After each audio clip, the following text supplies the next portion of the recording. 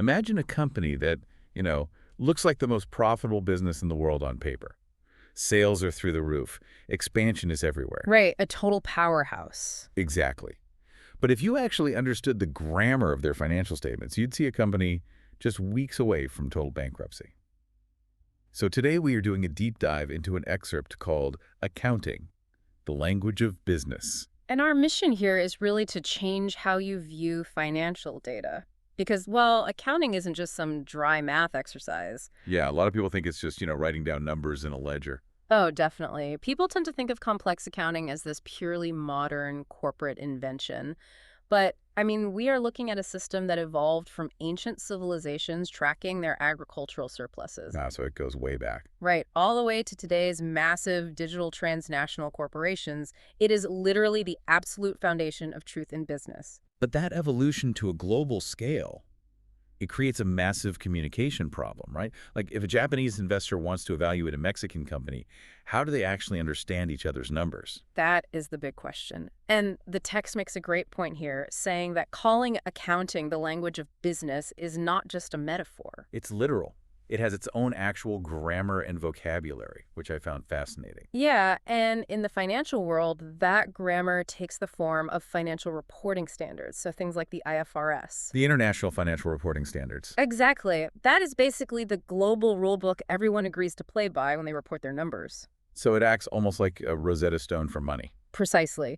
Because of that shared rulebook, an investor sitting in an office in Tokyo can, pull up the financials of a company operating in Mexico City. And they don't even need to speak a word of Spanish to understand it. Right. They can confidently evaluate its health. They can see its profitability, meaning whether it is actually generating revenue over its costs. But they can also see its liquidity, right? Like, does it have the actual cash on hand to survive the week? Yes, and its solvency. Can it comfortably pay off its long-term debts? All of that is right there in the grammar. Okay, but a Japanese investor understanding a Mexican company's profit margin only really matters if they can actually use that info. To make real strategic moves, yeah. Exactly. So how does reading this grammar translate to predicting what happens next? Well, think of financial statements as a diagnostic dashboard for leadership. Your balance sheet, the income statement, the cash flow statement. Without them, managers are basically just driving blind. 100% blind. Wait, though, I have to challenge that based on how the text describes it. A dashboard implies you're tracking what is happening right now to guide where you are going. Right. But accounting is, by definition, a historical record. You are logging transactions that already happened, How do past receipts act as a guide for the future? So that is the exact misconception this text targets. It is incredibly easy to view accounting as just a rearview mirror. Because it's literally looking backwards. Right, but in a highly volatile and uncertain economy, it actually functions as a tool for prospective vision. You aren't just logging history, you are identifying causal patterns. Okay, give me an example of how that works in practice. How does all data predict a future crisis? Let's stick with the car dashboard analogy. So your income statement is your speedometer, and your cash flow statement is your fuel gauge. Okay, I like that. Your income statement might show you sold $1 million of product last month.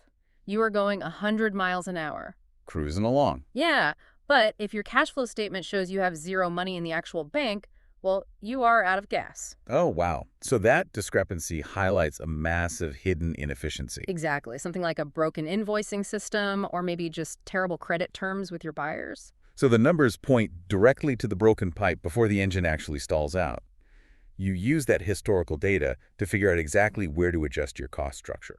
Or whether a massive new expansion project is actually viable, yeah.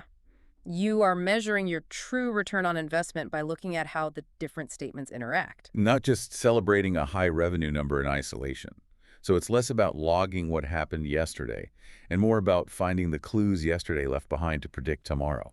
That is perfectly said. So for those of you listening, the core takeaway from our deep dive today is that mastering this financial language has very little to do with doing math. No, it is an indispensable skill for taking raw, chaotic data and transforming it into strategic decisions that create real value. It takes the guesswork out of leadership, which I think is huge. It really is. And it actually leads to an interesting concept to leave you with today. Well, let's hear it.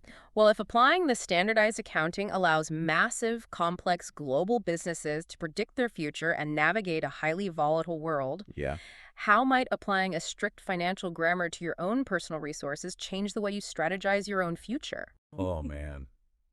It certainly makes you completely rethink how you track the numbers in your own life. We will leave you to chew on that one.